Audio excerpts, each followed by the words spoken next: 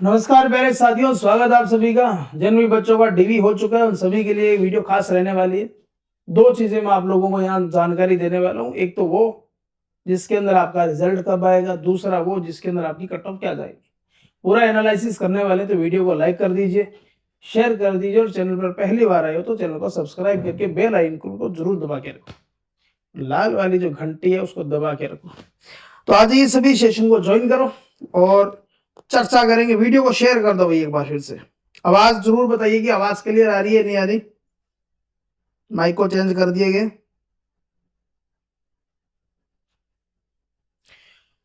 तो चर्चा करने वाले हैं कि रिजल्ट आपका कब तक आएगा। देखो, आप लोगों का डीवी हो चुका है। आज 17 तारीख थी, 17 तक आपका डीवी चला था, 1 अप्रैल से लेकर के 17 अप्रैल तक। डीवी के अंदर आपको भी पता है कि वहां की जो स्टाफ था पूरा आप लोगों को कोऑपरेट किया था, क्योंकि वहां तक पहुंचना एक बहुत बड़ी बात होती है, तो उनको भी इस चीज का मालूम था। तो कोऑपरेट आप लोगों को अच्छे तरीके से किया गया। तो अब आगे रिजल्ट की क्या सिनेरियो रहने वाला है, कट ऑफ का क्या सिनेरियो रहने वाला है। तो देखो, दो चीजें। एक तो आपको भी पता है कि कुछ बच्चों के हो सकता है डीवी के अंदर प्रॉब्लम आई हुई होगी, तो उनको भी कुछ दूसरा मौका दिया होगा। किसी का मान लो कास्ट सर्टिफिकेट नहीं है, किसी का करेक्टर नहीं है, कुछ भी चीज हो सकती है A to Z तक जो आप लोगों के डॉक्यूमेंट में रिक्वायरमेंट थी। तो 7 दिनों का समय दिया गया। तो 7 यानी कि 17 7 जोड़ेंगे तो 24 दिन मान के चलो कि 24 तारीख तक तो कुछ होने वाला है नहीं। तो रिजल्ट की पॉसिबिलिटी क्या बनेगी, अप्रैल 30 दिन का होता है, आगे के 6 दिनों में रिजल्ट आ सकते हैं कि इतना जल्दी रिजल्ट पॉसिबिलिटी कम है। तो ये तो कंफर्मेशन मान के चलो कि रिजल्ट आपका आएगा वो 10-15 मई तक आसपास हो सकता है आ जाए, या उससे पहले आ जाए, यानी कि मई में ही आएगा, ये तो कंफर्मेशन है। तो कट ऑफ क्या जाएगी। एक वीडियो बनाया था मैंने कुछ दिन पहले और उसके अंदर भी मैंने आपको कुछ चीजें आपको बताई थी, ठीक है। तो उसके अंदर भी हमने कुछ चीजों का एनालिसिस भी किया था। वीडियो को शेयर कर दो एक बार आप लोग, ठीक है। तो उसके अंदर मैंने आपको कुछ चीजों का एनालिसिस किया था। तो आप लोगों को मैंने यहां बताया था कि किस जोन के अंदर, किस डिस्कॉम के अंदर कितनी सीटें और कितनी किस कैटेगरी की कितनी सीटें। इसको एक बार आप लोग जरूर देखें और वीडियो को आप लोग एक बार शेयर कर दो दबा के, ताकि जितने भी आपके भाई बंधु हैं वो आ जाए, लाइव सेशन को ज्वाइन कर लें, ताकि कोई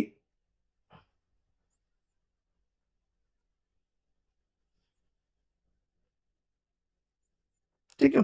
तो फिर आप लोग थोड़ा सा रिव्यू दो कि आपका मन क्या कहता है कि मेरिट किसकी कितनी जा सकती है। फिर मैं अपना एनालिसिस दूंगा, अपना ओपिनियन दूंगा कि हाँ आपकी मेरिट ये जा सकती है। उसके ऊपर अपने फिर चर्चा करेंगे विस्तार से।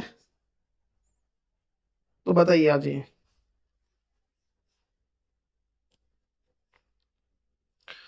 तो सेशन को शेयर कर दिए, आप भी कर दीजिए एक बार, ठीक है। दबा के शेयर कर दो अभी सारे, क्योंकि देखो एनालिसिस जरूरी है एग्जाम का, ताकि आप लोगों को कुछ पता चले कि हमारा रिजल्ट किस तरीके का रहने वाला है।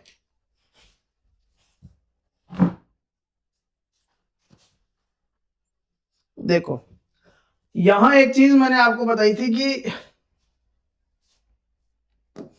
ये आपकी अलग अलग जोन के हिसाब से, अलग अलग डिस्कॉम के हिसाब से आपकी सीटें हैं, ठीक है।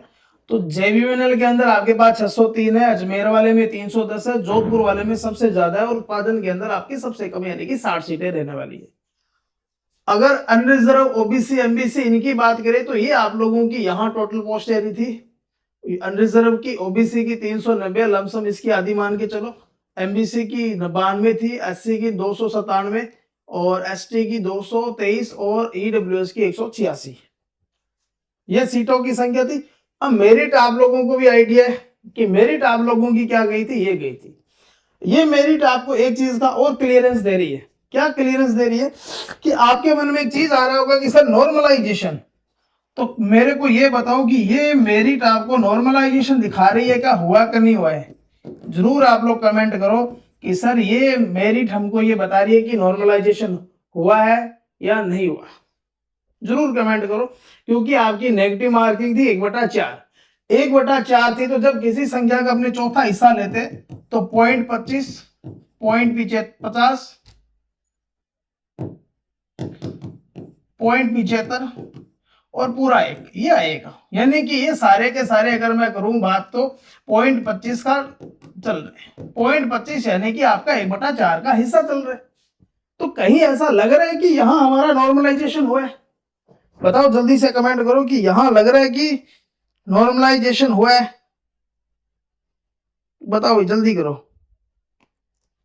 नहीं हुआ, बिल्कुल बिल्कुल यहां से यही पता चल रहा है कि नॉर्मलाइजेशन यहां नहीं हुआ। जब डीवी में नहीं हुआ तो बाद में भी नहीं होगा। अगर डीवी में नहीं हुआ तो बाद में भी नॉर्मलाइजेशन नहीं होगा, ये दिमाग में रखो, क्योंकि ये 1/4 की कैलकुलेशन है।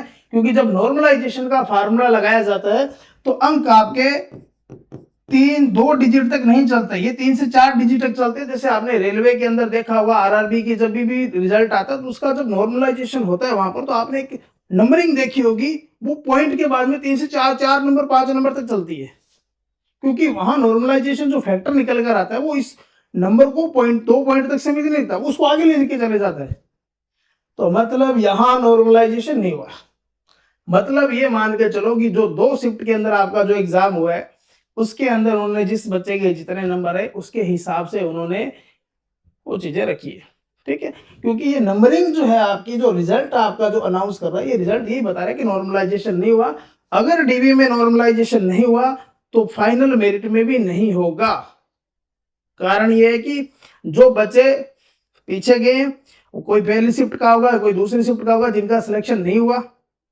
अगर आप लोगों का नॉर्मलाइजेशन करेंगे, उनका नहीं हुआ, तो ये तो चलेगी नहीं बात। तो मतलब नॉर्मलाइजेशन इस भर्ती नॉर्मलाइजेशन फ्री है, यह मान के चलो। अब यहां आप लोगों का रिजल्ट मैंने आपको एक ये दिया था, एनालिसिस एक और किया था मैंने, कि जितनी आपकी सीटें उनके अंदर जो जनरल कैंडिडेट है वो सारे के सारे सिलेक्ट होंगे। क्योंकि जनरल के अंदर मैंने आपको बताया था कि लमसम इतने बच्चे हैं वो सिलेक्ट है, लमसम इतने बच्चे आपके क्या रहने वाले हैं, सिलेक्ट है। क्योंकि देखो 674 पोस्टें थी, 1348 मान ली, हालांकि 1300 की जगह 1400 भी हो सकता है, आंकड़ा कितना भी जा सकता है। तो आपको कितने कैंडिडेट लेने, इतने लेने। तो यानी कि जो अनरिजर्व सिलेक्टर थे उनमें से आधे लड़के जाएंगे दूसरी अपनी अपनी कैटेगरियों के अंदर, दूसरी कैटेगरियों में जाएंगे तो सबसे ज्यादा जो बच्चे मिलेंगे वो ओबीसी कैंडिडेट मिलेंगे। उन्होंने ओबीसी कैंडिडेट के नंबर आज की तारीख में कितने, 84 नंबर तो मान के चलो है ही कम से कम, क्योंकि मेरिट कितनी गई है ओबीसी की, 84 की, जनरल की कितनी गई, 84 की है। इसी हिसाब से ये मान के चलो कि जो आज की तारीख के अंदर जो 2 गुना में सिलेक्ट होते हैं अनरिजर्व के, वो बाकी अपनी अपनी कैटेगरियों में जाएंगे, उनके कम से कम नंबर कितने होंगे, मतलब 84 तो है, मतलब उनके मान के चलो मिनिमम नंबर 84, 84 से ऊपर कितने भी हो सकते हैं। तो ये मैंने आपको आइडिया दिया था कि अगर यहां से आपके 300 बच्चे भी आते हैं एमबीसी के अंदर, तो 100 मैंने ज्यादा आंकड़ा ले लिया था, ठीक है, क्योंकि 92 टोटल पोस्टें थी। तो ये मान के चलो 50-60 बच्चे ये मान के चलो कि यहाँ एमबीसी के आगे होंगे, ठीक है। और एससी के 100 तो नहीं है, 100 से ज्यादा ही मान के चलो, ठीक है, 120-30 कैंडिडेट ये मान के चलो। एससी एसटी ये ईडब्ल्यूएस, ये मैंने कुछ आइडिया दिया था कि जो यहां से निकल कर आएंगे वो अपनी अपनी कैटेगरियों में जाएंगे। अब आप लोग एनालिसिस करो कि इस ओबीसी की कितनी जाएगी, जनरल की कितनी जाएगी, और फिर अपने बात करेंगे कि उत्पादन में कितनी जा सकती है, ठीक है, जोधपुर में कितनी जा सकती है, जयपुर में कितनी जा सकती है, अजमेर में कितनी जा सकती है, बताओ भी कितने जाएंगे। ठीक है, देखो दोनों शिफ्टों से बराबर लिए, ये अपना आंकड़ा नहीं दे सकते कि बराबर लिए कि आधे लिए, कितना लिए वो अपने को नहीं पता, तो अपनी चीज के ऊपर कुछ आंकड़ा भी नहीं देंगे।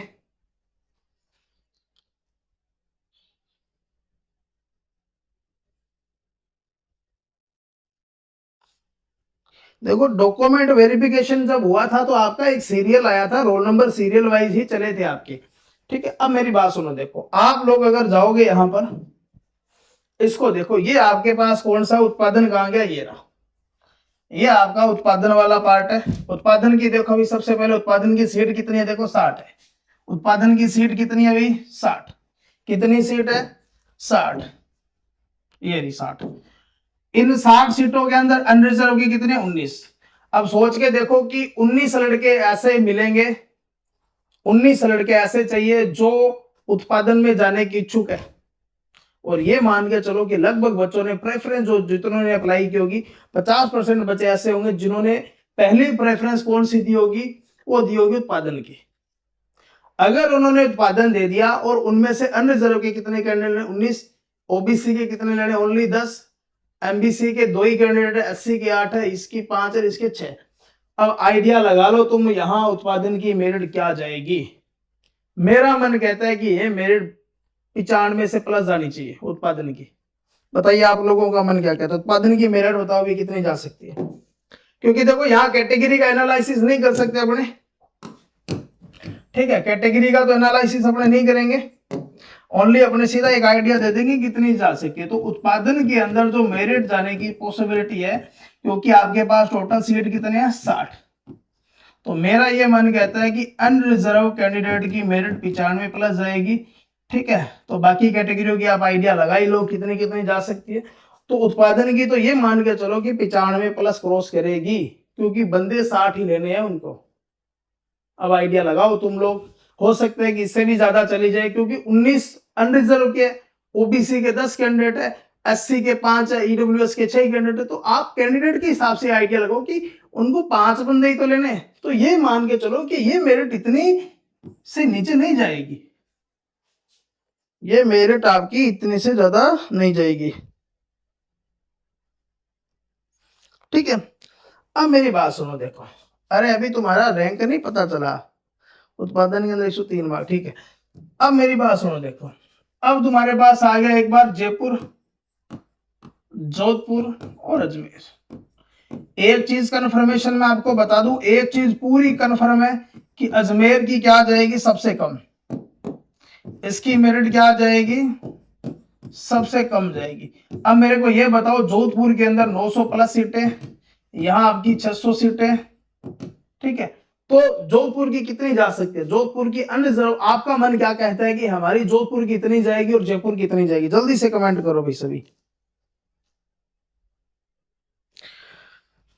टीएसपी वालों का देखो 80 कैंडिडेट है, टीएसपी की मेरिट ज्यादा नहीं चढ़ेगी टीएसपी की। अब आपका जो रिजल्ट है उसके अंदर मान के चलो 2 नंबर मैक्सिमम, मेरे को नहीं लगता है कि टीएसपी कैंडिडेट है, एसटी कैंडिडेट है, उनकी 2 नंबर से ज्यादा मेरिट चढ़ने वाली है, 2 नंबर से मेरे को नहीं लगता ज्यादा चढ़ेगी। देखो अब यहां देखो, मैं आपको एक चीज बताता हूं, पोस्टों की संख्या अगर मैं अनरिजर्व की बात करूं 674 थी, ठीक है, ओबीसी की कितनी थी 390, ठीक है, एससी की 275 74 के आसपास थी, इतना ही था।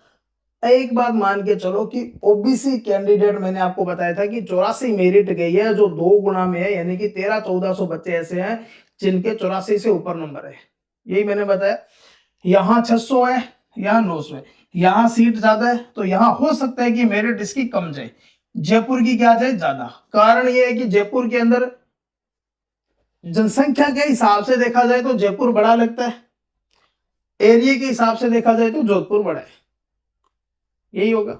इसका मतलब यह है कि तुम्हारी जोधपुर की जो मेरिट, जयपुर की जो मेरिट है ये ज्यादा जाएगी, ये मेरे को लग रहा है अनरिजर्व की 90 से कम नहीं जाएगी, यानी कि 84 में 6 जोड़ेंगे तो कितना बढ़ेगा 90, ये अनरिजर्व की है। जोधपुर की अगर मैं यहां बात करूं तो जोधपुर की 84 तो मान के चलो, 84 से मान के चलो, और ये अगर कम जाएगी तो ये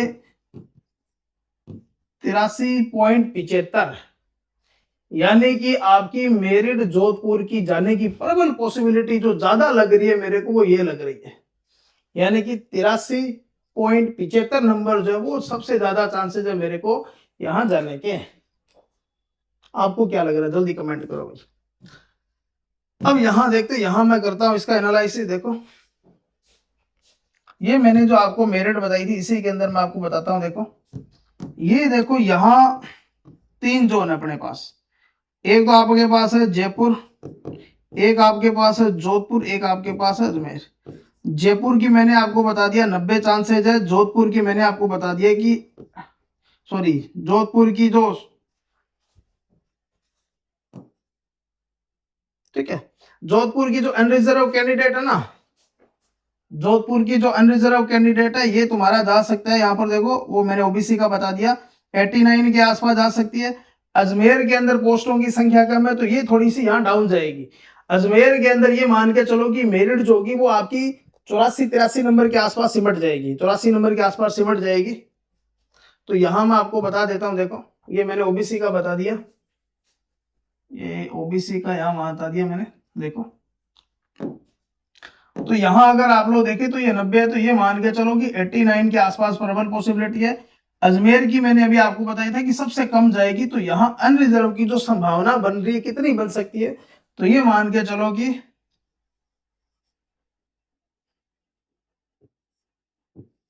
85-86 नंबर, क्योंकि देखो 84 नंबर तक जो आपके जो निचले कैंडिडेट वो अपनी अपनी कैटेगरी में फंटने वाले हैं। तो इस हिसाब से यहाँ अगर आप लोग मेरिट देखा जाए तो अनरिजर्व की 90 जा सकती है जोधपुर जयपुर के अंदर, ये यहाँ इस तरीके से। ओबीसी की यहाँ अगर मैं बात करूं तो ये ओबीसी की जा सकती है, देखो पूरी 84 या 84.25 के आसपास। अब इतनी ज्यादा क्यों जा सकती है, क्योंकि देखो मैंने आपको बताया था कि यहाँ आपके पास 300 कैंडिडेट है। कितने कैंडिडेट है? 300 ऐसे कैंडिडेट है जो कहां से चलकर आएंगे, वो चलकर आएंगे अनरिजर्व से। तो जब 300 से अनरिजर्व कैंडिडेट आएंगे तो यहाँ इस जयपुर के अंदर कितने कैंडिडेट उठाने उन 300 में से? 126। कितने कैंडिडेट उठाने आपको? 126। तो 126 यहां जाएंगे, इसके अंदर 81 89 आएंगे, इसके अंदर कितने जाएंगे? 65। तो ये मान के चलो कि जो टॉप बंदे होंगे वो जयपुर वाला एरिया, वैसे ही आपको पता है कि पढ़ाई के मामले में उतना ज्यादा है, तो मेरे को लग रहा है कि ये जो है आपकी यहाँ 126 पोस्ट है, तो जयपुर की जो मेरिट जा सकती है वो आपकी 84 प्लस जाएगी। ठीक है, जोधपुर की जो संभावना बनेगी, जोधपुर की जो संभावना बनेगी वो बनेगी आपकी 84 या 83.75 के आसपास। ठीक है, तो अब आप लोग यहां से अपनी अपनी कैटेगरियों का आइडिया लगाओ। यहां से आप लोग अगर अपनी अपनी कैटेगरियों का आइडिया लगाओगे तो यहां से भी आपको पता चलेगा कि यहां आपकी मेरिट अभी कितनी गई थी? 78 नंबर गई थी। तो यहां से भी अगर आप लोग देखें, यहां से भी अगर आप लोग देखो, देखो यहां से अगर इसके अंदर कितने कैंडिडेट चाहिए अपने को? 65 कैंडिडेट चाहिए ओनली। अपने को कितने कैंडिडेट चाहिए? 65 ही कैंडिडेट चाहिए। किसके अंदर? इस इसके अंदर, अजमेर वाले के अंदर। तो अजमेर वाले के अंदर यहाँ कैंडिडेट कम चाहिए, तो यहाँ भी मेरिट आपकी क्या जाएगी? पॉसिबिलिटी जो है वो क्या है? ज्यादा जाने की संभावना है, क्योंकि यहाँ भी अगर आप लोग मेरिट देखेंगे तो ये मेरिट आपकी लमसम मान के चलो कि ओबीसी की 81-82 नंबर के आसपास जा सकती है। ठीक है, तो ये थोड़ा सा तुम लोग थोड़ा सा ध्यान में रखना। देखो नॉर्मलाइजेशन यहाँ जो आपका नंबरिंग आया है उस हिसाब से नॉर्मलाइजेशन नहीं हुआ। तो एक छोटा सा रफ आइडिया देता हूं मैं, देखो क्या जा सकती है आपकी अनरिजर्व, ओबीसी, ठीक है, इसके अलावा आपकी एमबीसी, ईडब्ल्यूएस, और एक आपकी कौन सी थी? एससी, और एक आपकी कौन सी थी? एसटी। तो इन चारों के अंदर अगर आप लोग थोड़ा सा यहां देखें तो इनके अंदर आप लोग थोड़ा सा आइडिया लगा लो। देखो देखो यहां पर, यहां आपकी मेरिट जा सकती है 90 89 के आसपास। ठीक है, यहां से भी आपकी जो मेरिट जो मैंने आपको बताई है ये एक्यूरेट जा सकती है। यहां थोड़ा सा भी अगर कमी होगा तो 83.25 जो मैंने आपको थोड़ा सा आइडिया दिया था कि जोधपुर की थोड़ी सी डाउन जा सकती है। फिर आप लोग अगर एससी कैंडिडेट के बारे में बात करें तो ये मैंने जो आपको आइडिया दिया था 75-76 ये सही जाएगा। यहाँ से भी आपका ये आइडिया होगा, यहाँ से भी आइडिया होगा। मतलब ये कि यहाँ जितना भी मैंने आपको आइडिया दिए हैं या जो मैंने आपको कैलकुलेशन करके बताया, तो मेरिट इनके बीच में ही पॉसिबिलिटी बनने वाली है। मतलब ये जनरल कैंडिडेट की मेरिट है वो थोड़ी सी ज्यादा जा सकती है, क्योंकि कारण ये है कि जनरल के अंदर आपका जोधपुर जयपुर के अंदर डिवाइडेशन होगा, तो जयपुर की मेरिट ज्यादा जाएगी। जयपुर ये मान के चलो कि 90 से नीचे नहीं उतरने वाला।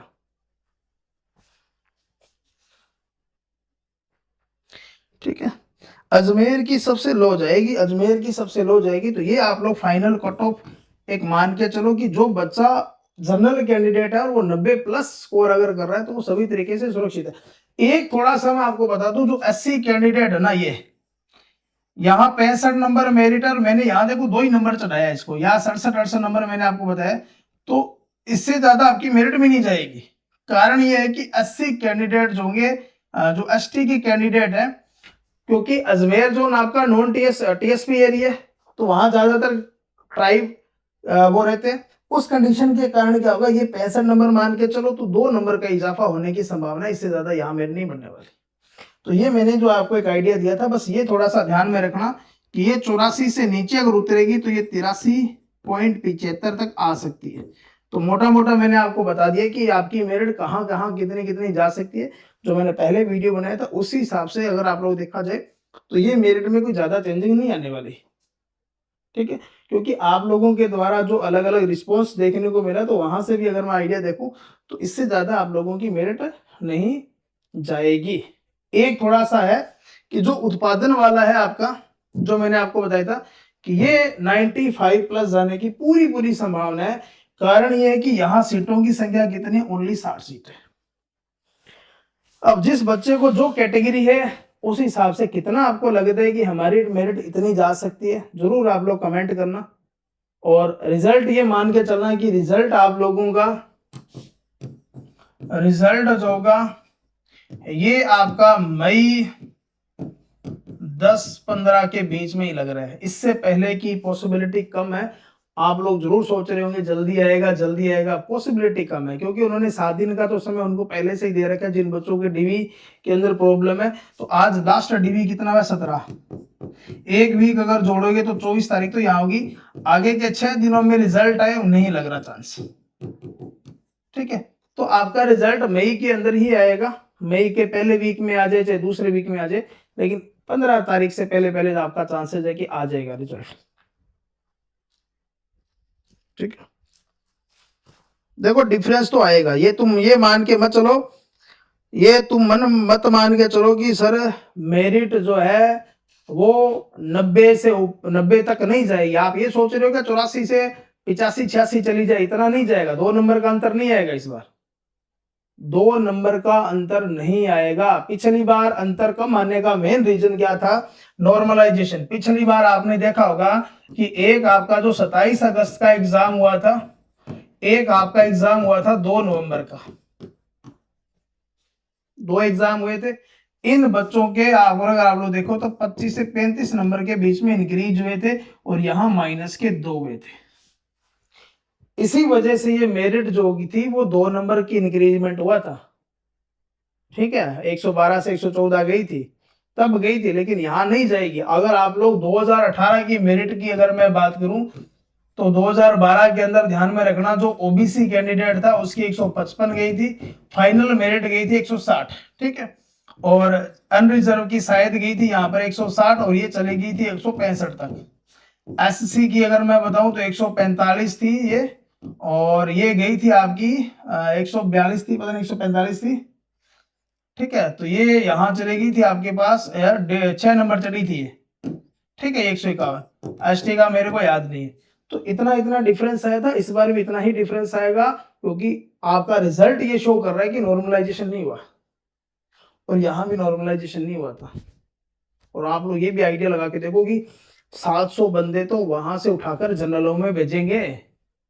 674 पोस्ट है ना, 674 जनरल की सीट है, तो 2 गुना कैंडिडेट अगर मानते तो मोटा मोटा 700 नंबर तो मान ही लो। वो 700 बच्चे जब फेंकेंगे अलग अलग कैटेगरियों के अंदर, वो अपनी अपनी कैटेगरी की मेरिट को तो बढ़ाने का ही काम करेंगे। हाँ, एसटी की मेरिट कम जाएगी, ये मैंने आपको बता दिया। एसटी की मेरिट जो होगी वो कम जाएगी, टीएसपी की मेरिट कम जाएगी भाई, ठीक है। टीएसपी के अंदर एसटी की मेरिट मेरे को मैंने बता दिया 67, अभी कितना गया था आपका 67 नंबर मैक्सिमम है, इससे ऊपर नहीं जाएगी, ठीक है। कम ही जाएगी, ज्यादा नहीं जाएगी। टीएसपी का प्री में कितना गया था, सॉरी इसका डीवी में कितना गुना, ये बताओ फिर मैं बताता हूँ कितना जा सकता है। अरे पिछली बार टाइम क्यों नहीं लगा था यार, पूरा लगा था।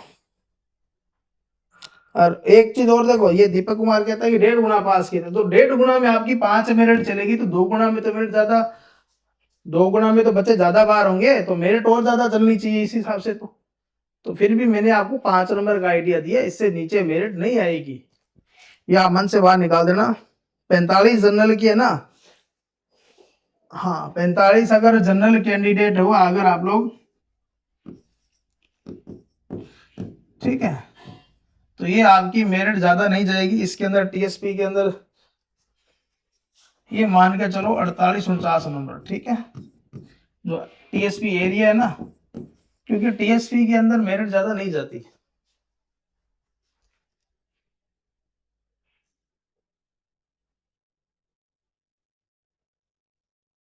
एक कुछ बच्चों के ये भी प्रॉब्लम आ रही थी कि कुछ बच्चों ने फार्म में अप्लाई कर दिया स्पोर्ट्समैन, अब स्पोर्ट्समैन की मेरिट कम जाती है, उन्होंने सबों ने आल सेलेक्ट कर लिया, अब वहां उस बच्चे ने डीवी करवाए होंगे, हो सकता है उसका नंबर इतने कम हो कि वो कैटेगरी में भी पास नहीं हो रहा अपने वाली में, तो कुछ ऐसे बच्चे भी बाहर हो रहे हैं, हालांकि उनका इतना इस मेरिट के ऊपर कोई फर्क नहीं पड़ने वाला।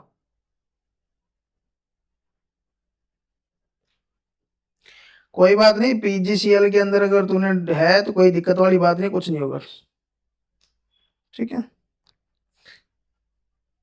तो मेरा यही मानना है कि आपको जो मैंने मेरिट का एनालिसिस दिया ना, इससे नीचे मेरिट का आइडिया मुझे नहीं लगता जाएगी।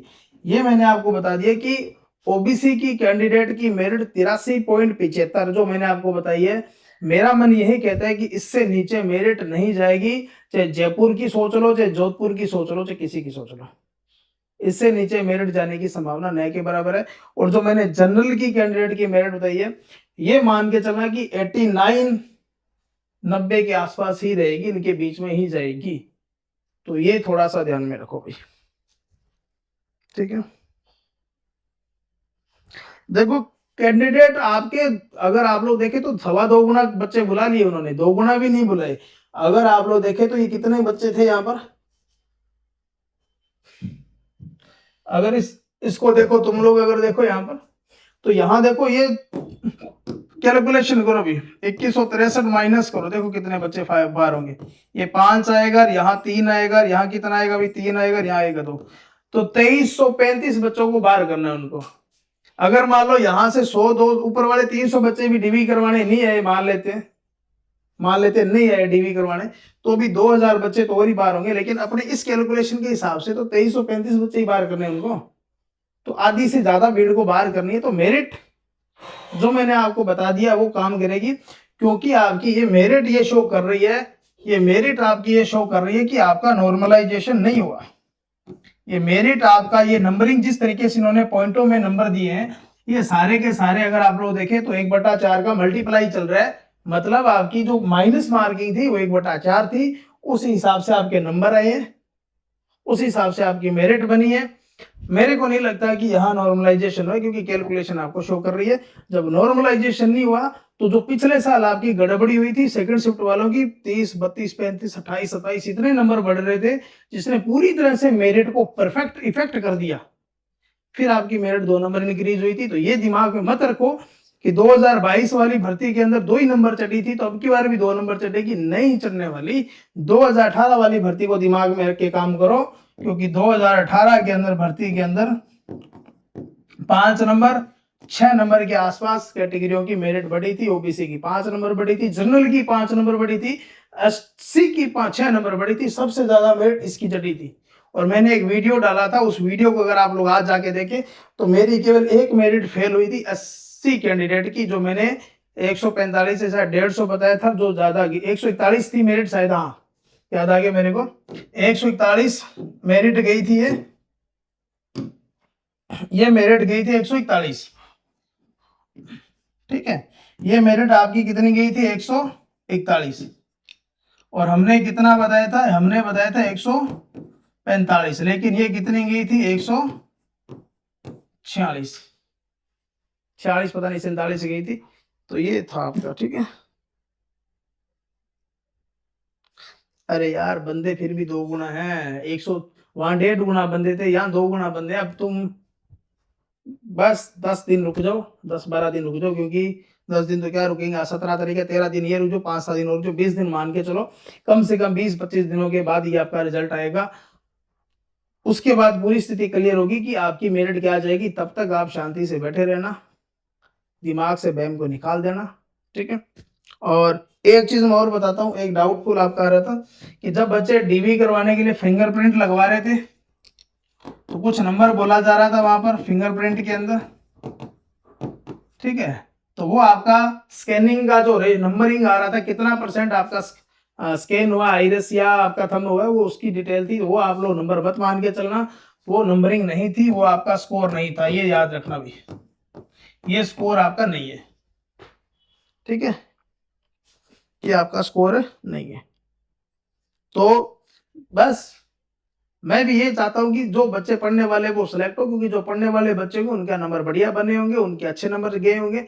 बाकी तो देखो किस्मत की खेल है, जिस बच्चे ने मेहनत की उसको रिजल्ट मिलेगा, और कई बार किस्मत से भी पार नहीं पड़ती। तो रिजल्ट कब तक आएगा? मई के अंदर, ठीक है। तब तक आप लोग शांत बैठे रहो, मजे करो, एकदम फ्री माइंड रहो, क्योंकि टेंशन आपने बहुत पाल ली है। क्योंकि डीवी से पहले भी आपने रिजल्ट नहीं आया था तब तक टेंशन थी, पेपर नहीं हुआ तब टेंशन थी, अब डीवी का रिजल्ट आएगा तब आपके दिमाग में टेंशन चलेगी। तो गोदरेशन मत लीजिए, फ्री माइंड रहिए। आगे कोई फार्म भरना है तो भरो, उसकी तैयारी करो। जब तक किसी भर्ती में परमानेंटली सिलेक्शन नहीं हो जाता, फाइनल, जब तक आप वहां पेन से लेके साइन नहीं करने चले जाते, तब तक आप अपना सिलेक्शन मत मानो, ठीक है। क्योंकि ऐसा ही भर्ती भी अगर आप लोग देखें तो पूरी भर्ती सिरे चढ़ने के बाद ही रद्द होगी। तो आपका ये है कि आप ओनली क्या करो, जब तक आपका फाइनल रिजल्ट नहीं आता तब तक शांति से बैठे रहो, तब तक आप अपने को फाइनल नहीं मत मानो, आप अपनी दूसरी तैयारियों में भी जुटे रहो। और जब आपका फाइनल आ जाएगा तब उसको ताम झाम को छोड़ देना, किसी एक नौकरी जिसको चाहिए थी वो मिल गई, फिर उसमें लगे रहना, ठीक है। 25 अप्रैल तक नहीं चांसेस यार, 25 अप्रैल तक नहीं चांसेस। 25 अप्रैल मेरे को नहीं लगता जाएगी, आपको 7 दिनों का समय तो फिर दे रहे हैं। डीवी के अंदर जिन बच्चों की प्रॉब्लम आई थी वो 7 दिन का समय दे रहे हैं आपको, ठीक है। तो बाकी देखो जल्दी आ जाए तो बढ़िया बात है, लेकिन मेरा मन नहीं कहता कि इतना जल्दी रिजल्ट आएगा। कम से कम 15-20 दिन तो, 20 दिन तो मान के चलो, 20 दिन से पहले रिजल्ट नहीं आने वाला, ठीक है। चलो आ जाए तो बढ़िया बात है, देखते हैं, आ जाए तो बढ़िया बात है। मिलेंगे नए सेशन के अंदर, तब तक के लिए धन्यवाद। वीडियो अच्छी लगी तो लाइक कर देना, नहीं अच्छी लगी तो छोड़ देना, और ज्यादा अच्छी लगी तो चैनल को सब्सक्राइब कर लेना। और हाँ, एक जरूर आप लोग कमेंट करना कि सर इतनी हमारी मेरिट, मुझे ये लगता है कि हमारी मेरिट इतनी जा सकती है। तो आप लोगों का भी एनालिसिस अपने देखेंगे कि कितना आप लोगों का मन कहता है, और फिर अपना जब फाइनल रिजल्ट आएगा उस दिन अपने फिर चर्चा करेंगे। तब तक के लिए धन्यवाद। जय हिंद, जय भारत, जय।